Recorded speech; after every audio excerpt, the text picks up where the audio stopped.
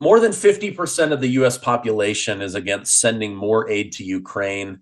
That polling percentage goes even higher if you don't include tracking or auditing the money or weapons being sent to Ukraine.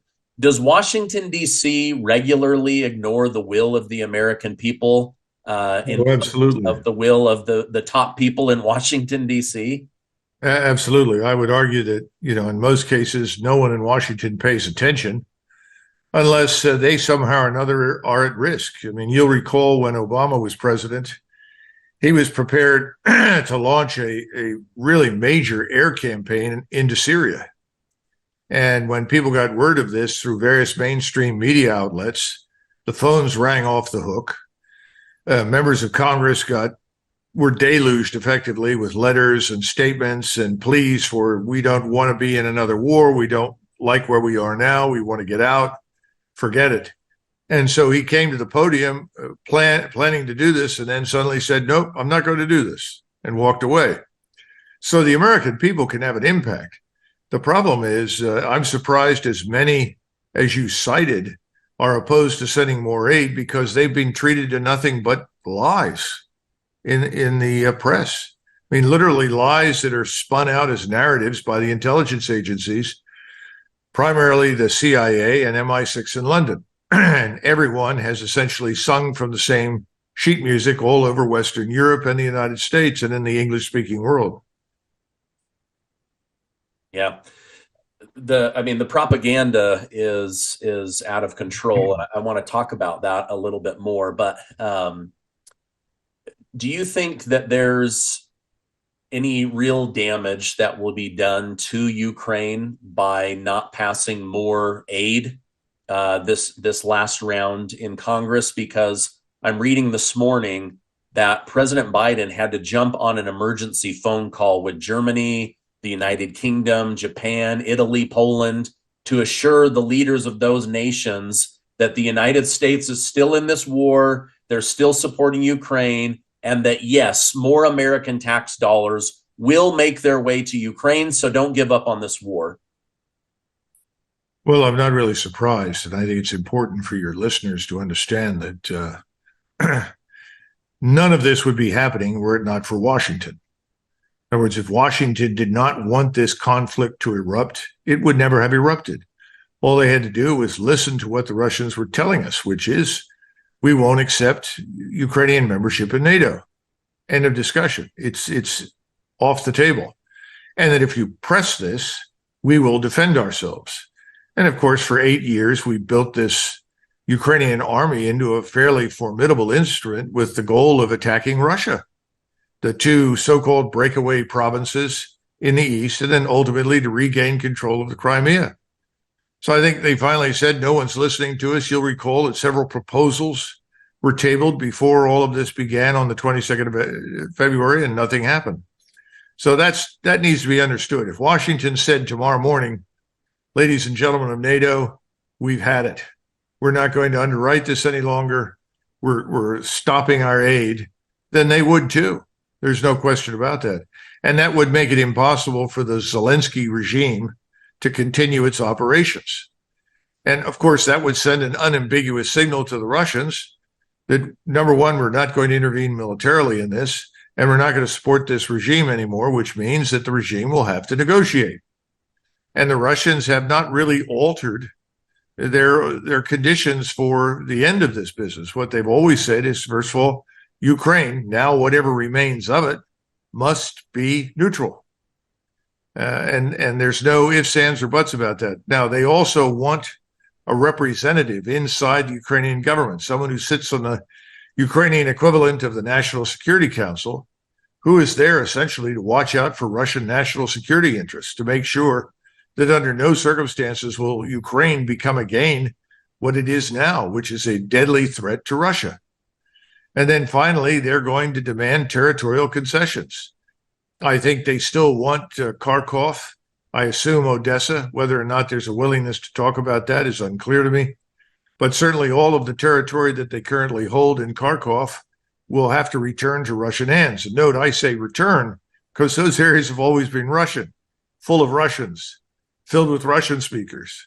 Never permanently part of Ukraine or this entity, this regional state we call Ukraine. Absolutely not. So that's where we are. And I think Biden and his friends were shocked that there was that much opposition to sending more aid. I mean, thus far, what has Congress done on any number of issues? Border, immigration, the war in Ukraine, Social Security, Medicare, Medicaid, 2,000 income transfer programs we call welfare. What have they always done? Nothing. Nothing. And that's why we called a uniparty. It was interesting to listen earlier today to some Republicans talk about the border and act as though they were so upset and concerned about it. Well, where were they 2 years ago, 3 years ago, 10 years ago? Yeah, it's a lot of nonsense. I think the American people will come around to figuring all of this out, but I think it's going to take some more pain, which I think is coming. You know, we're on the pain train when it comes to the financial system and the economy. No question. It's the only question of when does the engine seize up, and everybody then says, "Oh, we got to get off." Yeah, well, I think with all of the illegal immigrants going into Chicago and New York City specifically, it seems like a lot of Democrat voters have had their eyes open for the first time, where maybe Republicans down in Arizona and Texas and California have been complaining until it's gotten further north and threatened their welfare systems and their neighborhoods and their tax dollars. It hasn't really become real. Going back to something you said, you said that Biden could end this, but he very clearly said in his United Nations address that Vladimir Putin alone has the power to end this war tomorrow. But that's not true. So why would he say things like that? Is he hoping the American people aren't listening or that we're stupid? Well, he's trying to maintain the fiction that Russia is something that it is not. He keeps sort of depicting President Putin and his government as some sort of authoritarian, anti-Western, anti-democratic regime. That's not really true. This Russia has nothing in common with the Soviet Union. It has a little bit in common with Tsarist Russia. They have a stronger central authority because historically, the largest country in the world, Russia, has needed that strong central authority to survive. But otherwise, it is by no means the sort of satanic entity that the Biden administration and its supporters claim. Far from it. In fact, if you were going to make that argument, you have to turn to Ukraine, where you can find plenty of evidence for that sort of satanic character. The Russians have acted very defensively throughout this entire thing. You recall when they went in, they only went in initially with 90,000 troops. Then they began increasing those numbers as it became clear that no one would negotiate with them. When it was finally obvious that any further negotiation was impossible after Boris Johnson showed up in Kiev and told everybody on behalf of Biden, we're going to support you as long as it takes, no matter what. Then the Russians said, well, this is not going to work. And so the small army that everyone was claiming was incapable suddenly went on to the defensive. And that started in the fall. They're up to almost 1 million men under arms now. The army has transformed. They're better equipped than they've ever been. This is a much more lethal force than anything Russia fielded in the 1980s. And lately, you've had some very stark warnings come out of Moscow. One of the more popular and famous figures in the Duma, who is very close to President Putin, said just within the last few days, this is the situation. Ukraine can accept our demands, meet our demands, or it can cease to exist. Wow. And he's very close to President Putin. Yeah. I think that's the mood. I think people have had it with it because their great nightmare is you sit down with the West, you negotiate another settlement, you ask for neutrality, they promise you neutrality, and instead they give the place cancer, which is essentially what we did in the coup in 2014. We gave the place terminal cancer. So that means that the Russians will probably press on in the weeks ahead all the way to the river. I'd be very surprised if they didn't. They're in a position where they can move up and seize Kharkov almost immediately. And the Ukrainians have evacuated large numbers of people from Kharkov with that expectation in mind. They've also evacuated a number of people from Kherson and parts of Odessa. It may be that the Russians will cross the river while the river is very low, move over into Western Ukraine and down into Odessa. I don't know. They have the capability to do this. Remember, Putin has been reluctant to do it for three reasons. Number one, he didn't want to provoke intervention from the West because he doesn't want to go to war with us. I mean, imagine that. What a novel idea. I wish people in Washington shared that view. Secondly, he didn't want to take heavy casualties. He decided, let's wear out these Ukrainians first, and that's where they are now, completely worn out. But I don't think he or his generals ever thought that the Ukrainian forces would hurl themselves relentlessly into these defenses, which they had absolutely no chance whatsoever of cracking. I think they're amazed. And right now, if your viewers have paid any attention, you got to look for it, but you can find it. There are mass desertions. Mass surrenders are occurring up and down the line. Ukrainian soldiers are tired. They're exhausted. They've been shot to pieces. The people that are out there now are probably the least trained soldiers that Ukraine has ever fielded. These are effectively civilians who a few weeks ago were conductors on trolleys, driving buses, teaching school, cleaning streets. Welcome to the Ukrainian army, and off you go to the meat grinder. These people don't want to die, and I think they've had it. The other thing is that the Russians have been very smart. They haven't mistreated the Ukrainians. They know if they surrender, they come up on a frequency if they can, and they all speak Russian. And they say, look, we want to come over. We can't evacuate our wounded. No one will help us. And the Russians say, sure, come over. And they move them through a process. They're fed, they're cared for. And then at the earliest opportunity, I'm sure they'll be repatriated. The other thing is that Ukrainian soldiers know that they're battalion commanders. These are lieutenant colonels. Probably many of the company commanders, certainly everyone above lieutenant colonel, is essentially cheating them out of their salaries. Whereas we're paying the Ukrainian army's salary. Let's face it. We've got Ukraine is the 51st state. And they know that these commanders are carrying people on the rolls who have been dead for months, killed in action. Well, why are they doing that? Because money to pay them keeps showing up. And so these officers are pocketing the cash. Now, what happens to the widows, the orphans? Well, they're getting nothing. I mean, this is a vicious circle of corruption that in wartime is probably even worse than it was before this thing started. So Ukraine is a completely dysfunctional state. If you're looking for an example of a failed state, this is it. And we're keeping the failed state safe on life support. Ukraine is a failed state on life support. That's about it. But that's also for theater here. Remember George Kennan, and many of your viewers will remember that name. He was a brilliant man, and he shaped in many ways our thinking about foreign policy, certainly at the outset of the Cold War. He warned against the folly of helping Stalin. He told everyone that was insanity. We'd pay a terrible price for it. No one listened. Finally, after Roosevelt died and Truman met with Stalin, he figured out that Kennan was right. And Kennan accurately assessed and analyzed the Soviet Union. He also made it clear that the way to defeat the Soviets was not in a head-on attack. It was to contain them. Now, he didn't say contain communism everywhere because he knew communism everywhere wasn't the same. But he knew that containing Russia, Russian communism, the Soviet Union, was important. And of course, it worked. It fell apart. And he was still alive when his prognostications finally came true. But Kennan used to complain that we do things in foreign policy really to make ourselves feel good about ourselves. We don't do things for rational reasons. Rationality would have dictated an end to this terrible conflict months ago.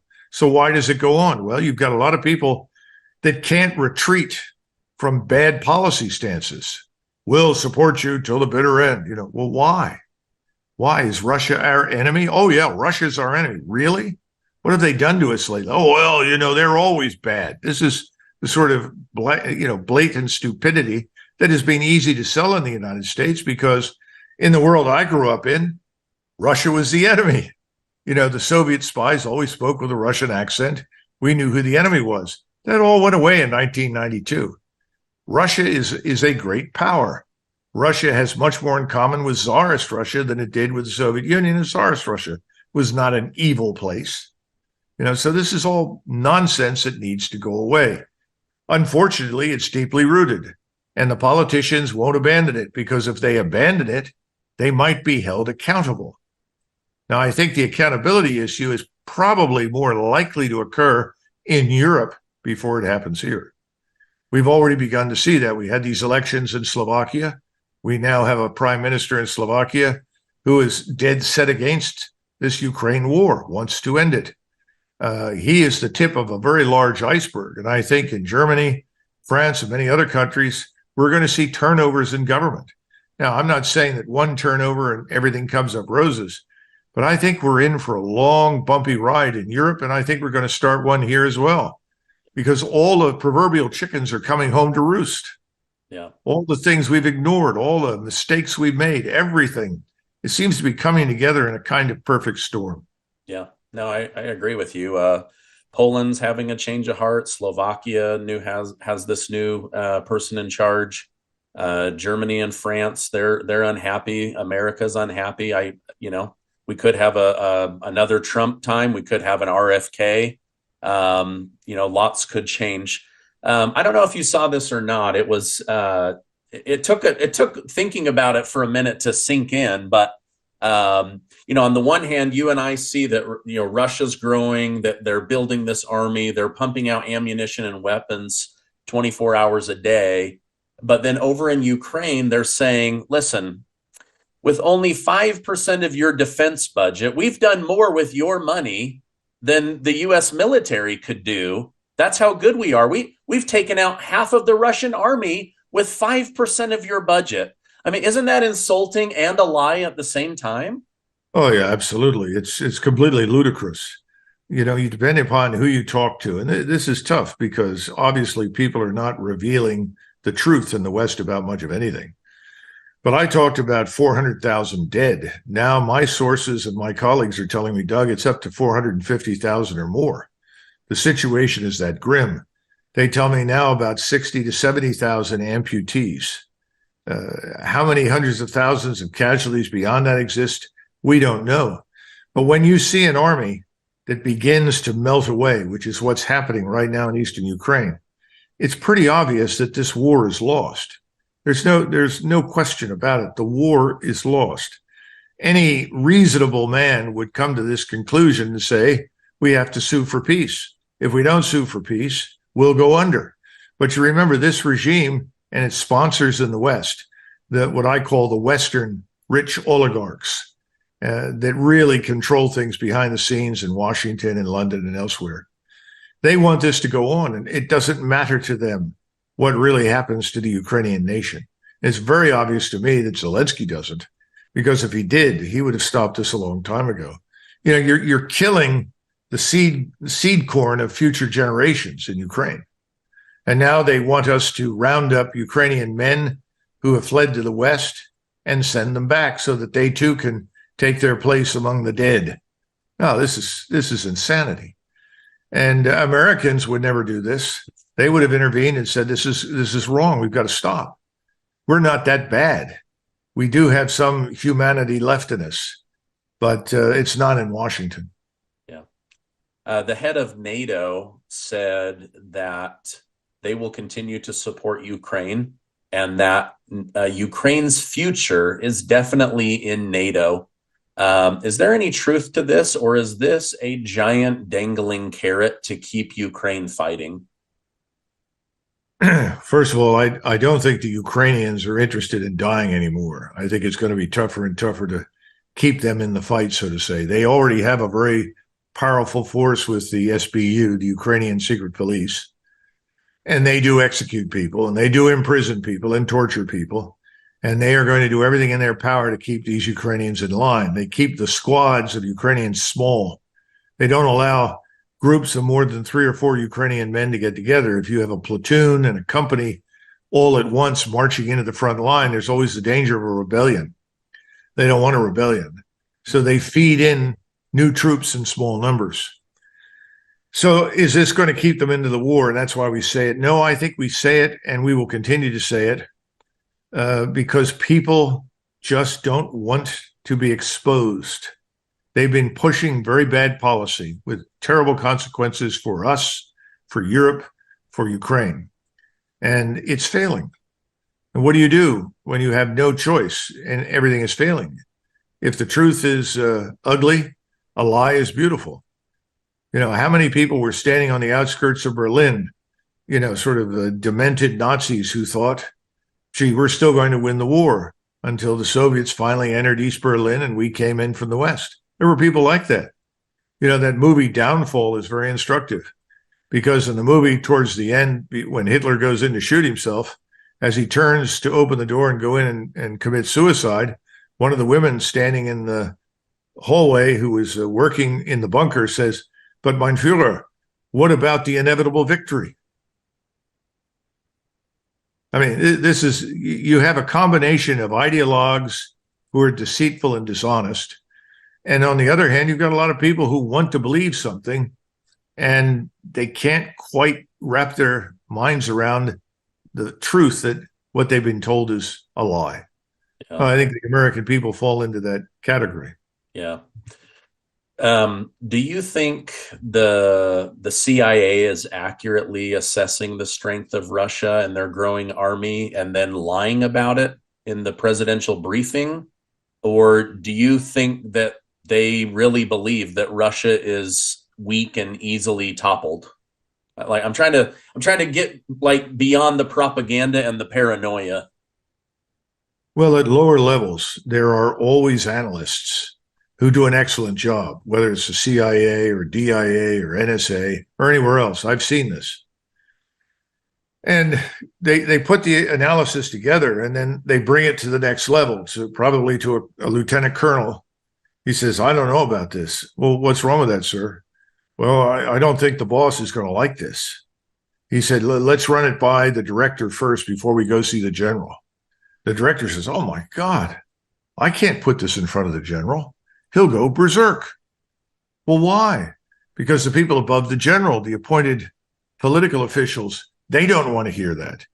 And so this sort of thing goes on year after year after year. I was once worked briefly in the Office of Net Assessment back in 1986 in the summer.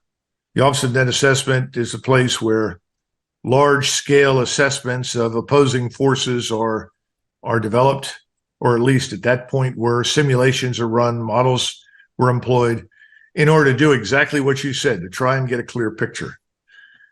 And while I was there, I was asked to look over this assessment, and I was at the time working on my doctoral dissertation. And I said, well, from all the information I can see right now, of the non-Soviet forces in the Warsaw Pact, the only ones that might be reliable in the event of a collision with the United States are the East Germans. The Poles, the Czechs, the Hungarians, they're not really interested in fighting, and they'll probably not fight, or at least try not to fight if there's a war. Well, I was thanked for my interest in national defense. And there was none of that in the final analysis. No, that's not what we want to say. We were talking about justifying budgets, massive outlays for defense, for all sorts of equipment. But in truth, this thing called the Soviet mastodon, the great power of the world, was already on the skids. There were many people who recognized that. The question that everybody wanted to answer is, well, when does it fall apart? It's sort of like the proverbial black swan in economics and finance. People say, well, all right, I agree with you. The 10-year Treasury interest rates are rising. This is very dangerous. This means that all of the old treasuries that were bought years ago at very low interest rates are now liabilities, so-called unrealized losses. What are we going to do about those? Well, eventually got to get rid of them. They're worth nothing now. Well, how do you do that? Well, this is a difficult situation that we're now in. There are lots of banks in the United States confronting this problem. It's a problem overseas and around the world. It's the same thing. Well, did anybody step forward and say, this might not be a good idea. We might want to sell these off now and shift our interest bearing money into other markets and other things? I'm sure they did, but it wasn't welcome news. There's a book by John Kenneth Galbraith. So he talks about financial crises, history of financial crises. He says this, you have people at the top who are not there because they've demonstrated remarkable character. They're there because they went along. And they're fine until there's a real crisis. Yeah. And then they all have to go away because they can't cope.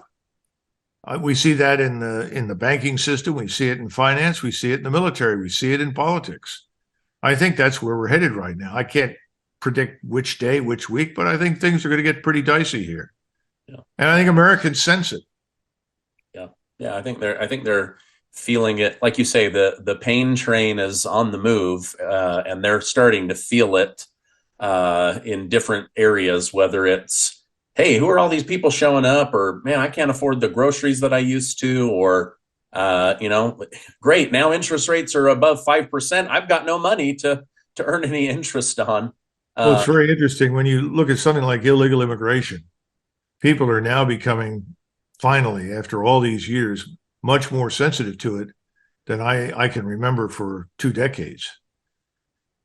And the official number of illegals inside the United States, it's the consensus number. That's what people tell you in the mainstream media is, well, there's 7 million, maybe 8. Well, that's all nonsense. All you have to do is cloister yourself privately with people in Homeland Security, talk to people down the Border Patrol, talk to people in Washington who are involved on the periphery of these things. They'll tell you, well, there are probably 28 million in here. But do we really know? It may be more. The truth is, we don't know. But you throw out a number like that, and everybody's, oh, well, that's outrageous. That can't possibly be. Well, I've got news for you. There's a reason the mayors of, as you pointed out, in Chicago and New York City are saying, I need tens of millions of dollars to house all of these so-called migrants. Americans are also saying, well, while you're trying to do that, where are you going to put them to work? Who's going to employ these people? And if we were to have a significant recession or even depression, then matters are much worse because we've taken on this additional responsibility that we can't handle. And Americans are not going to be favorably disposed to the government that is spending enormous sums of money on people who are not citizens. So this is not a good thing. People say, well, they're not a big burden. Well, we have 27 million people roughly that we think are without health insurance. Maybe it's more. I don't know. How many people coming into the country have health insurance? Well, we know the answer to that question. Well, then how do they get help if they need it? Well, they go to emergency rooms. And we don't turn people away. We have to treat them. But that's not cost-free. And those are the complaints that you're hearing now from the states, from cities. It's all finding its way back to Washington. But this is the sort of worst kind of irrational management. It's emotive. It's not founded on any logic that makes any sense. And that's the same thing with the Ukraine war. This was all an emotional response by the committed ideologues that hate Russia because it's an Orthodox Christian state with a Russian national identity that doesn't want to open its borders to anyone and allow anyone in. Well, that's why they hate Hungary. That's why the Poles are currently, receiving heat, and the Slovaks and others. These are societies where people have said, well, look at Germany. What a catastrophe. Look at Sweden. The Swedish prime minister is talking about using the army to try and regain control of Stockholm and other cities from the so-called, migrants or refugees that have been invited in. Well, this is a catastrophe. The rule of law is breaking down. And when that breaks down, your civilization is in severe trouble. I think that's where we are. And I think Putin is watching this from a distance. He and his advisors, I think they know that. Perhaps they're waiting for things to get worse before they finally move. I don't know. But at some point, they're going to have to come to the conclusion, I suspect, that no one is going to show up and negotiate much of anything, in which case they'll have to decide the issue the way they'd rather not, with military power. Yeah. Yeah. Couple more questions, and I'll let you move on with your day. I'm sorry for ranting and raving today. I'm a little depressed by where we're headed. Hey, I feel it every day. My wife's like, "How do you read this every day and not get depressed?" I was like, "Well, I just, you see that corner right there? I'll just go suck my thumb in that corner for a minute." But okay, bringing coming back home to the United States. I know the military tries to stay apolitical because at any given time they could have a commander in chief that's a Democrat or a Republican. Do you think General Milley's swipe at Trump, calling him a wannabe dictator, do you think that was political or personal?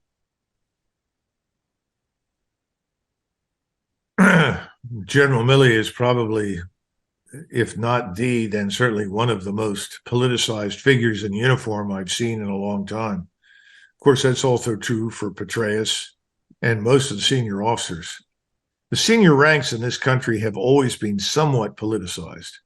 FDR was very unhappy with the Army and the Army Air Corps.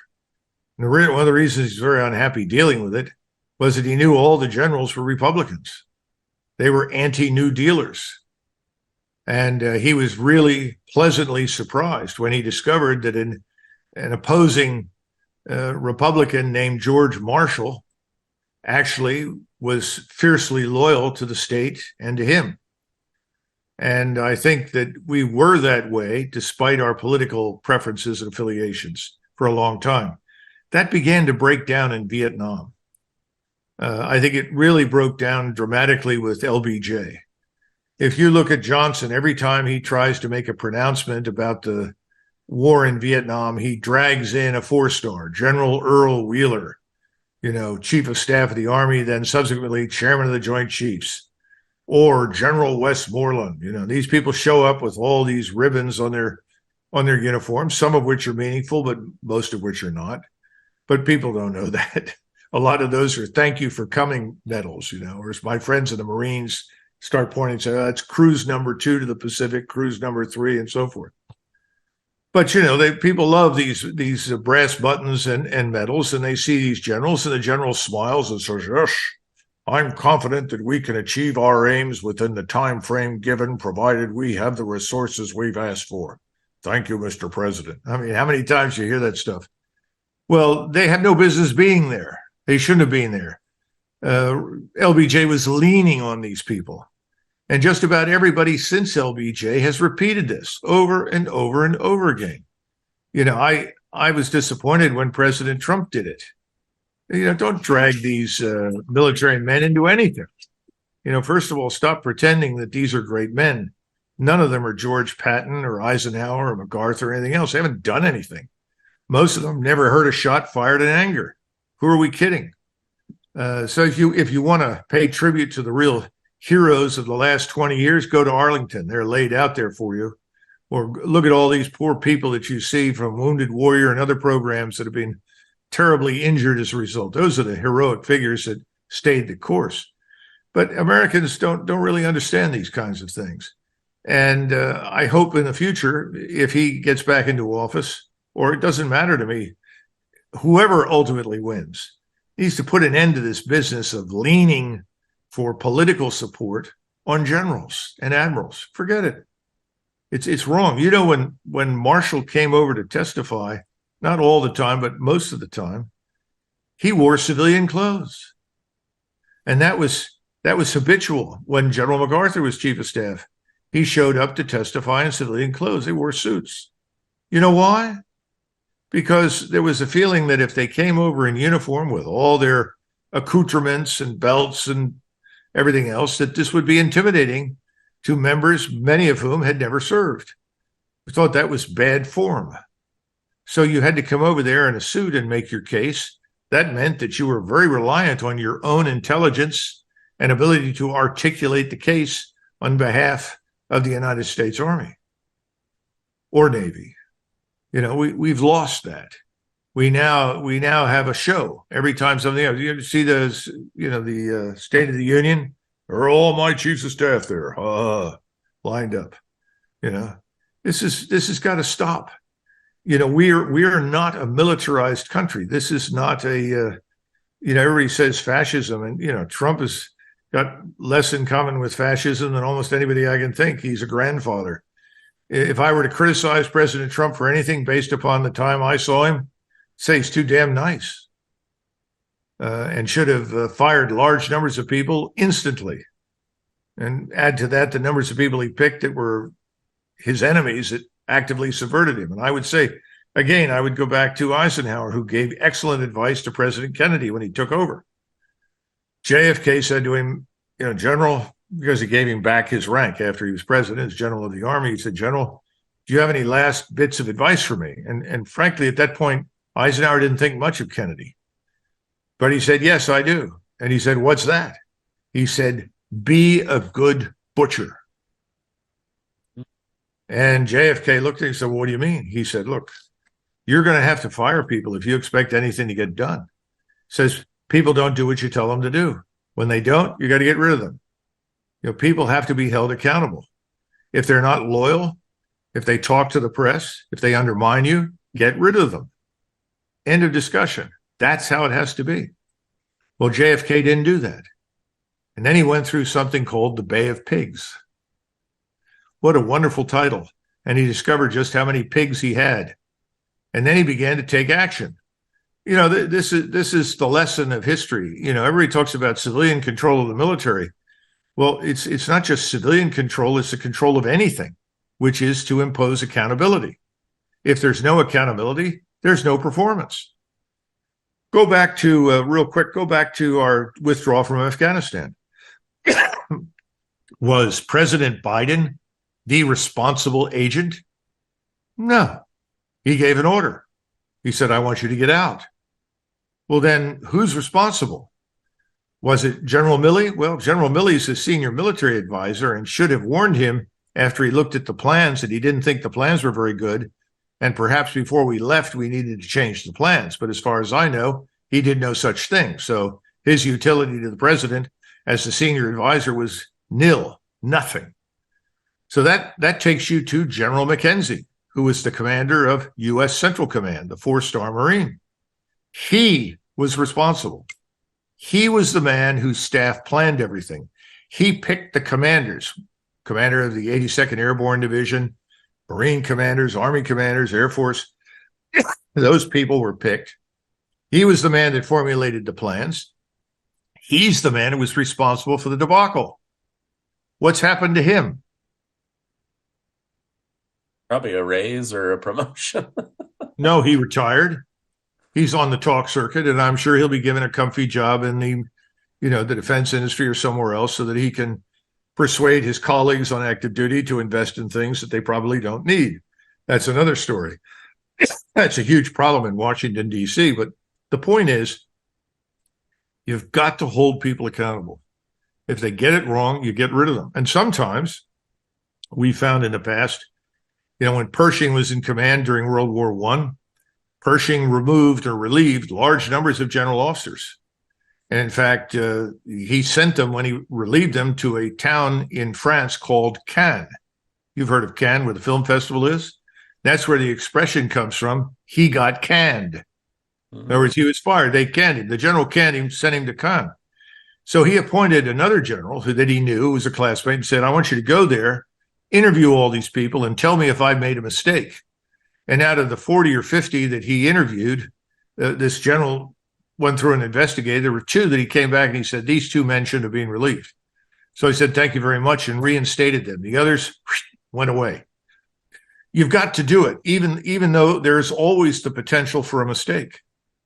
But you've got to hold people accountable. And there is no accountability in Washington for anything. You started this entire interview with a question. Does anybody in Washington pay attention to the American people?